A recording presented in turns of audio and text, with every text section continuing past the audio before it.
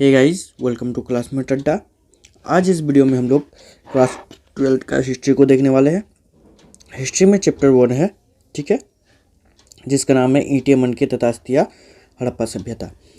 इस अध्याय को हम लोग देखेंगे और इस अध्याय के बाद हम लोग नेक्स्ट जितना भी हिस्ट्री का अध्याय है उसके बाद फिर जियोग्राफी और पॉलिटिकल साइंस और साथ ही इकोनॉमिक्स को भी हम लोग देखेंगे।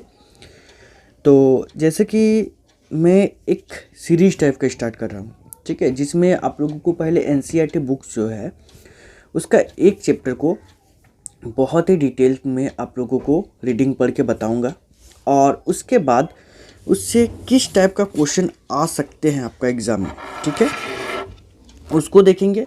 और साथ ही साथ हम लोग ये भी देखेंगे कि इसमें किस टाइप का क्वेश्चन बनते हैं, मतलब शॉर्ट क्वेश्चन हो या लॉन्ग क्वेश्चन, किस टाइप से क्वेश्चन इसमें बन सकते हैं वो भी हम लोग इसमें देखेंगे, ठीक है ना।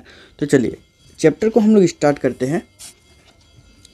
कह रहा है जैसे कि हड़प्पाई मोहर संभवतः हड़प्पा अथवा सिंधु घाटी सभ्यता की सबसे विशिष्ट पुरावस्तु है। कह रहा है कि हड़प्पाई मोहर जो हड़प्पा के खोदाई के दौरान जो भी मोहर पाए गए हैं, कहा जा रहा है कि वो हड़प्पा का या सिंधु घाटी सभ्यता की सबसे विशिष्ट पुरावस्तु है। माना जा रहा है कि वो हड़प्पा का या सिंधु घाटी सभ्यता का सबसे विशिष्ट पुराना वस्तु है, ठीक है। इसमें कह रहा है कि सैलखड़ी नामक पत्थर से बनाई गई इन मोहरों पर सामान्य रूप से जानवरों के चित्र तथा ऐसी लिपियों के चिन्ह उत्कीर्ण है जिन्हें अभी तक पढ़ा नहीं जा सका है। कह रहा है कि जो ये मोहर है वो सैलखड़ी नामक पत्थर से बनाई गई है। साथ ही साथ कह रहा है कि मोहरों पर सामान्य रूप से जानवरों के चित्र बना है और एक ऐसा लिपि चित्र में उत्कीर्ण किया गया है जिसे अभी तक पढ़ा नहीं जा सका है। जैसे कि आप देख सकते हो कि ये है एक हड़प्पाई मोहर, ठीक है। यहाँ पर देख सकते हो कि ये एक जानवर टाइप का है, ठीक है, लगभग हिरन टाइप का दिख रहा है, लेकिन उसमें हिरन में एक सींग टाइप का निकला हुआ है।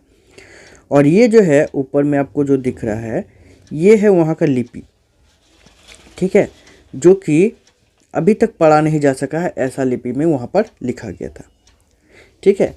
जैसे कि आप लोग ऐसे तो पढ़े होंगे कि हड़प्पाई जो लिपि है वो एक चित्रात्मक लिपि है, मतलब चित्र के माध्यम से बताया जाता था कि क्या है, कैसा है, किस प्रकार का व्यवस्था वगैरह, मतलब जो भी हो वो सारा का सारा चित्र के रूप में ही दर्शाने का कोशिश करते थे। इसी के कारण वहाँ की लिपि को चित्रात्मक लिपि बोला गया है। तो खैर आगे हम लोग पढ़ते हैं, आगे हम लोगों को और भी बहुत कुछ मिलेगा। कह रहा है कि फिर भी हमें इस क्षेत्र में उस समय बसे लोगों के जीवन के विषय में उनके द्वारा पीछे छोड़ी गई पुरावस्तुओं जैसे आवासों, मृद भांडों, आभूषणों, औजारों तथा मोहरों, दूसरे शब्दों में पुरातात्विक साक्ष्यों के माध्यम से बहुत जानकारी मिलती है।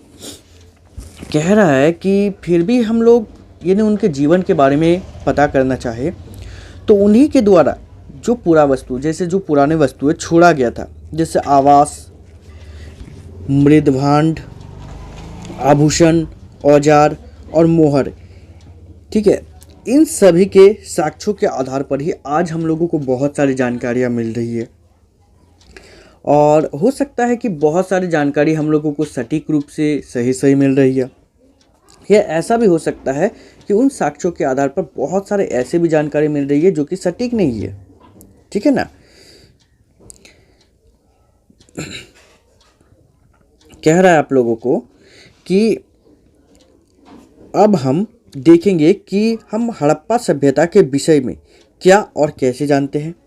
हम यह अन्वेषण करेंगे कि पुरातात्विक साक्ष्यों की व्याख्या कैसे की जाती है और इन व्याख्याओं में कैसे कभी कभी बदलाव आ जाता है।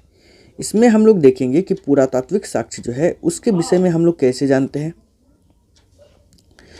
और साथ ही साथ इसका हम लोग अन्वेषण भी करेंगे, मतलब इसका रिसर्च वगैरह, मतलब जो दिया गया है उसी के आधार पर, और उस पर व्याख्या करेंगे।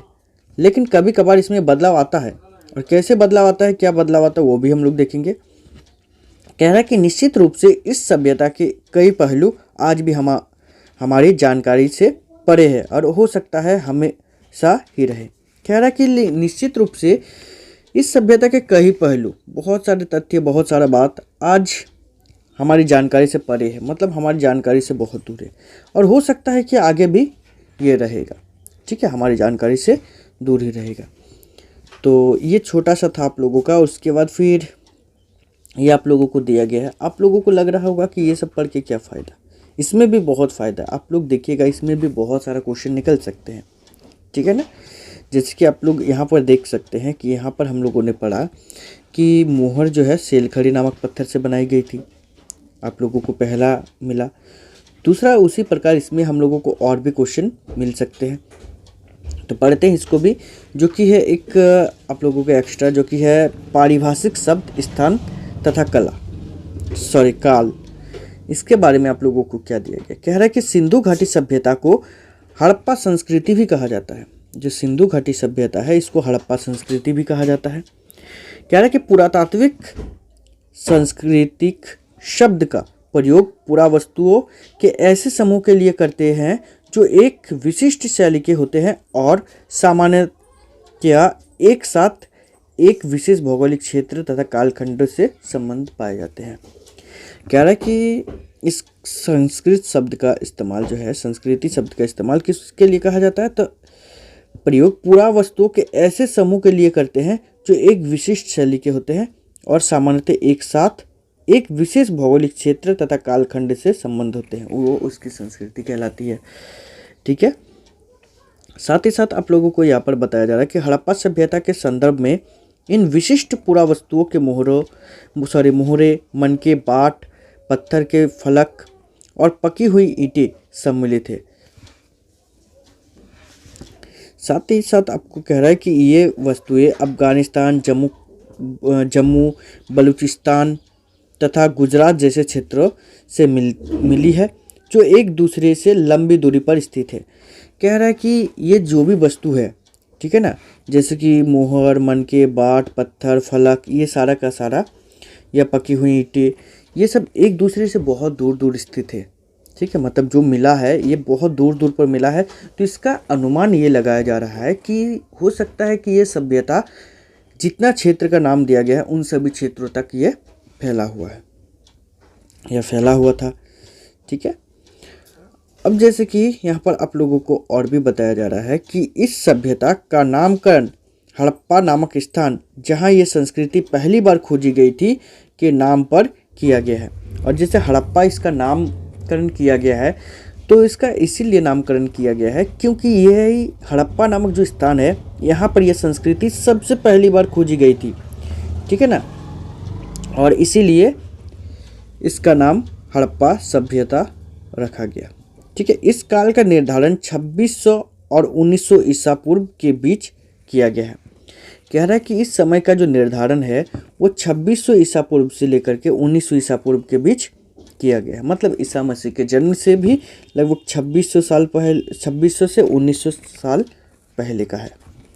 इस क्षेत्र में इस सभ्यता से पहले और बाद में भी संस्कृति अस्तित्व में थी, जिन्हें क्रमशः आरंभिक तथा परवर्ती हड़प्पा कहा जाता है।